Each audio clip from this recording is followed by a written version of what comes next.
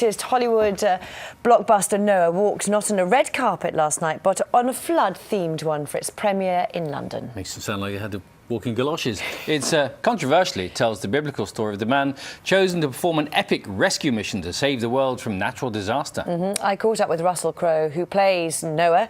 He told us about some of the challenges he faced playing alongside his co-stars Ray Winstone and Emma Watson.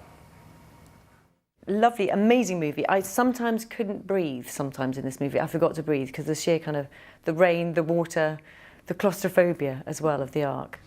People are having a very intense experience with this movie because people make assumptions about Noah. They make assumptions about what the story may be, you know.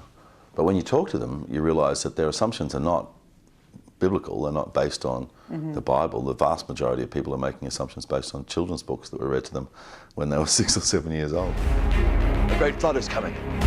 We build a vessel to hold the innocent. Tell us about the actual filming of it, because you know, it's very dramatic in its portrayal. For what was it like for you? You filmed all over the place. Iceland, for example. We started in Iceland in the best summer that they've had for 20 years. But cold, I imagine. I never would have guessed that. I never would have guessed that was their best one. It's a very challenging place to shoot, Iceland, but you know, so unbelievably beautiful.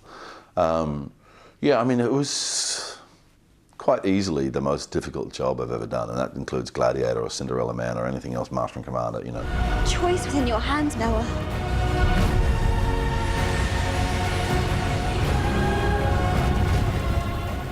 It's been banned in three countries, and Christians have been critical of it. How do you take on board all of that?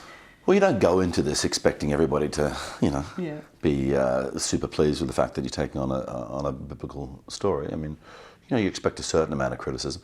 What I've probably been a bit surprised about is the volume of the criticism and the nature of it.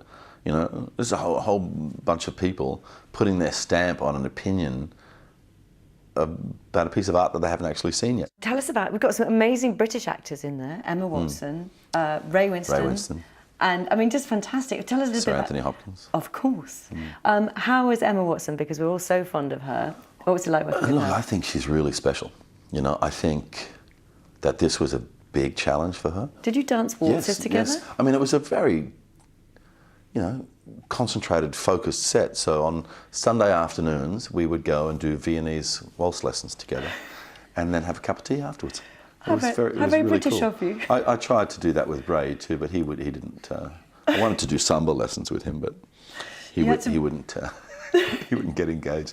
I'll tell you a funny story about him though. We were doing this fight sequence, and I would start. We did, you know, most of the takes we did in the fight sequence started with me lying on the ground and him lying on top of me, you know. And he's got a bit of heft to him. I can imagine. You know, he's got a bit of heft. And just before action, he would just elbow me in the ribs. So I'd be starting the fight sequence, recovering from this, like, particularly, you know, sharp and heavy shots to the ribs. And after about the third take, I was like, why are you doing that? And he was like, because I'm an old man and you're a younger man, but you need to watch out for a man like me. Oh, brilliant. I saw him earlier. He's looking good on it. Oh, mate, he's fantastic.